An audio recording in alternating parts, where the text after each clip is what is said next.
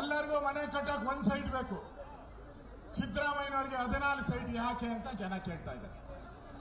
ಎಲ್ಲರಿಗೂ ಒಂದು ಸೈಟ್ ಬೇಕು, ಸಿದ್ದರಾಮಯ್ಯನಿಗೆ ಯಾಕೆ 14 ಸೈಟ್ ಬೇಕು? ಇವತ್ತು ಧೈರ್ಯ ಇದ್ದಿದ್ರೆ ಅವರಿಗೆ ವಿಧಾನಸಭೆಯಲ್ಲಿ ಚರ್ಚೆಗೆ ಅವಕಾಶ ಕೊಡಬೇಕಾಯ್ತು, ಕೊಡ್ಲಿಲ್ಲ, ಓಡೋಗ್ಬಿಟ್ರು ಅಲ್ಲಿಂದ. ಆಮೇಲೆ ಪ್ರೆಸ್ ಅಲ್ಲಿ ಮಾತಾಡಿ ಅಡ್ವರ್ಟೈಸ್ಮೆಂಟ್ ಕೊಡ್ತಾರೆ ಅವರು, ಯಾರು ಹೇಳಿದ್ ಬರೆಯಲ್ಲ ಅಂತ. ಇವತ್ತು ಧೈರ್ಯ ಇದ್ದಿದ್ರೆ ಅವರಿಗೆ ಪಲಾಯನ ಮಾಡಬಾರ್ದಾಯ್ತು. ನಮ್ಮ ಮುಂದೆ ಸಭೆ ಮಾಡಲು ಹೋಗ್ತಾವ್ರಲ್ಲ, ಅಲ್ಲಿ ಬರ್ಬೇಕಾಯ್ತು. 3 ದಿನದಿಂದ ಸಿದ್ದರಾಮಯ್ಯನವರು ಬರ್ತಾರೆ ಬರ್ತಾರೆ ಬರ್ತಾರೆ ಅಂತ ಕಾಣೆ ಆಗೋಟ್ಟಿದ್ದಾರೆ ಮುಖ್ಯಮಂತ್ರಿ. ಎಲ್ಲಿದ್ದಾರೆ ಗೊತ್ತಿಲ್ಲ.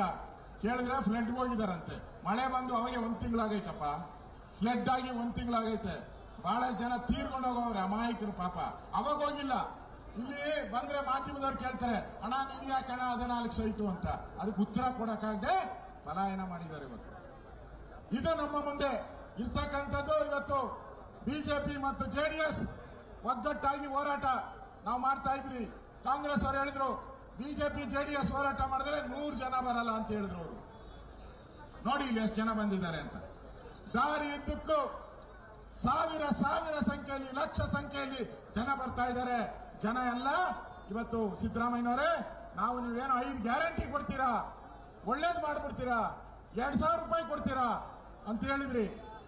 2,000 ರೂಪಾಯಿ ಕೊಟ್ರು 3 ತಿಂಗಳಿಗೋ 4 ತಿಂಗಳಿಗೋ. ಅದು ಗ್ಯಾರಂಟಿ ಇಲ್ಲ, ಬಂದಿಲ್ಲ. ಅದನ್ನು ಅದು ಗೋವಿಂದನ ಸಿದ್ದರಾಮಯ್ಯ ಗೋವಿಂದ, ಸಿದ್ದರಾಮಯ್ಯ ಗೋವಿಂದ, ಗ್ಯಾರಂಟಿ ಗೋವಿಂದ, ಗ್ಯಾರಂಟಿ ಗೋವಿಂದ ಗೋವಿಂದ ಆಗೋಯ್ತು ಈಗ.